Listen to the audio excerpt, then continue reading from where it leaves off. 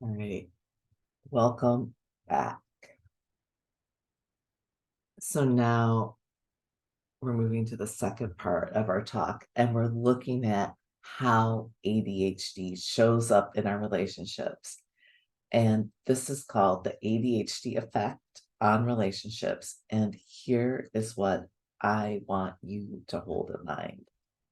I want you to be aware of, and I want you to communicate to your loved ones, who are safe to communicate to, and your partner for sure. I want you to be able to communicate that there are specific archetypes, and the archetypes is a strong word. There are specific, so there's, let me just finish reading this quote, then I'll break it down a little bit. There are specific archetypes and relationship patterns that reliably show up for individuals with ADHD. This is the ADHD effect on relationships. In any relationship, let's say in any relationship, we'll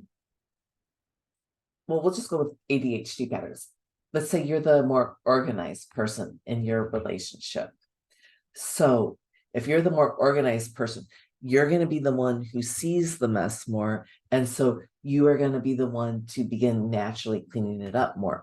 If you love doing dishes, you're naturally going to do the dishes. If you don't like cooking, you're not going to do that. So in any relationship, the person who loves doing something more, that tends to become their responsibility. The other person goes in the background. You're the dishes person. You're the garbage taking out person because you like to be more active. If you're the more organized person, you're going to end up becoming responsible for making the grocery list. The other person goes back. If you're the more outgoing person, you're going to be the one who initiates relationships. And so in any relationship, you tend to either take a front role or a back role. So for example, let's say I'm married to my husband and he's more introverted than I am. And so I'm the one who becomes more social. And when we're in social gatherings, I'm the one who takes the lead.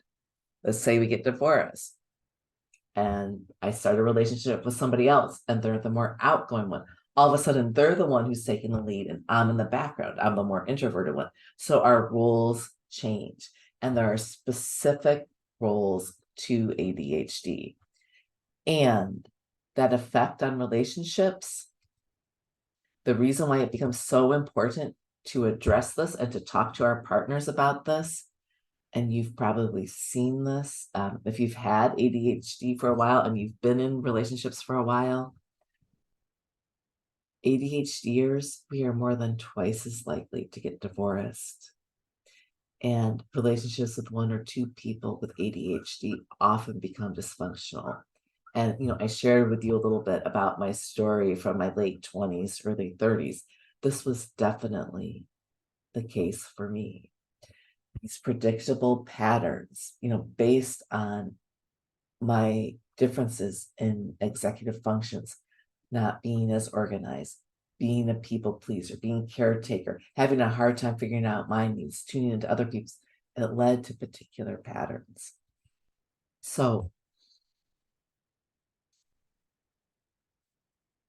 let's get into the patterns that we see typically for ADHDers in our primary relationships.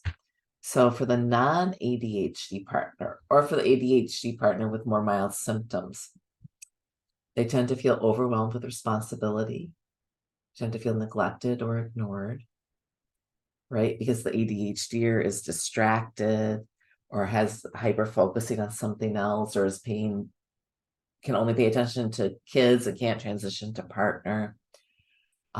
They might feel irritated and angry and lack of trust.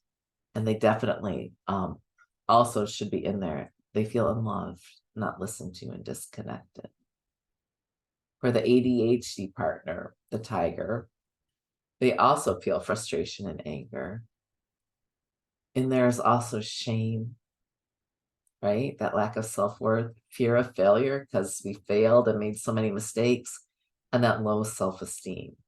And low self-esteem is, when you feel bad about yourself just in a moment, but then it comes back because like you have made a mistake. Like, oh, I can't, I've got no confidence in this. I can't do this. versus like a more global sense of not feeling good enough. The ADHD partner can often be bewildered about how arguments begin because we're like, I have no idea how we got onto this subject, but here we are. Feel lack of trust and feel unloved, not listened to, disconnected. So, and the basis for these feelings is often, like those neuroexecutive functioning differences. What is so cute in the beginning and so attractive in the beginning, like, oh my gosh, this ADHD person, like they get so excited about, I took them on a date to like putt-putt golf and they got so excited and they wanted to go back to putt-putt golf for like 4 months in a row. That asset becomes a liability when, oh my gosh, we now have 2 kids. My partner is completely focused on the kids and not paying attention to me. And then we feel unloved and disconnected. So there are traits or, like the distractibility of seeing the squirrel outside when you're having an important conversation or forgetting an important conversation. That those are the things that if they repeat over time, lead up to a fractured, stressed relationship. Whoops. Excuse me. All right, that was an alarm I had going for myself. And I've already taken care of it. All right. So there are some key patterns that show up in key predictable patterns that show up in ADHD relationships. And this is taken from Melissa Orlov's book, The ADHD Effect on Marriage. And these 3 patterns are misinterpretation. And I've already started to describe that, right? This might be the executive function of, like not being able to stay on topic or focus, sustained attention. You're distracted by a squirrel. That gets misinterpreted as, she doesn't love me. She doesn't care. Or if it takes you 3 hours to get dinner ready at night because of significant time blindness, she doesn't care about our family. Like we must not be important. She's just doing nothing all day. So this type of misunderstanding is the first thing that happens, right? It's not acceptable. It's not acceptable to have dinner, at 9 o'clock every night. And it's due to executive function issues that can be addressed. And we're going to get to that in the third part, the 6 steps to rebuild relationships. It is absolutely necessary to accommodate these executive functions issues because not only do they affect yourself, they affect your loved ones. And it's not a sign that you don't love the other person or that you don't care or that you're selfish. All right.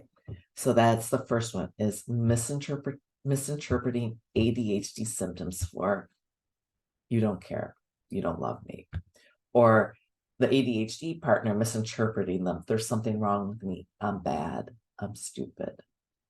The second one is the SRR or the symptom response cycle. That's such an awkward name.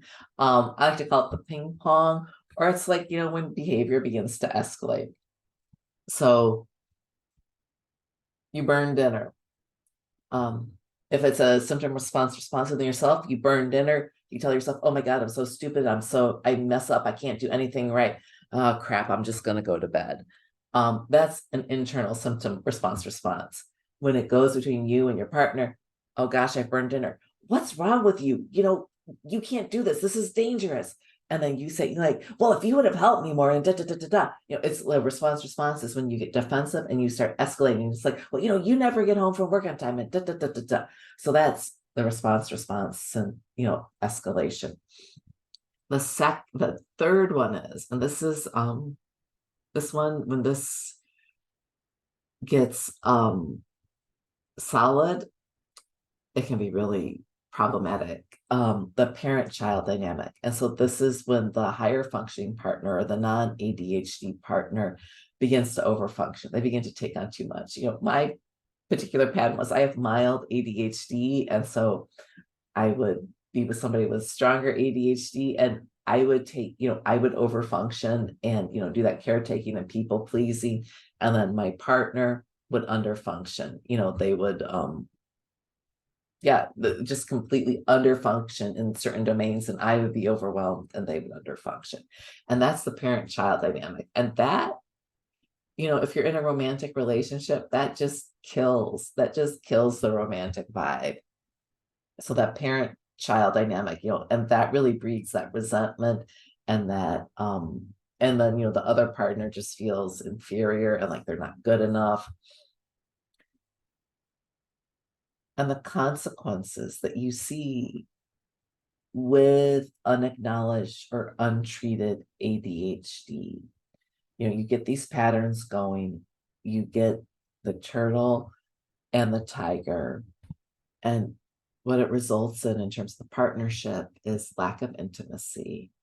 These patterns keep repeating, and you end up feeling hopeless and dejected and alone and angry and resentful.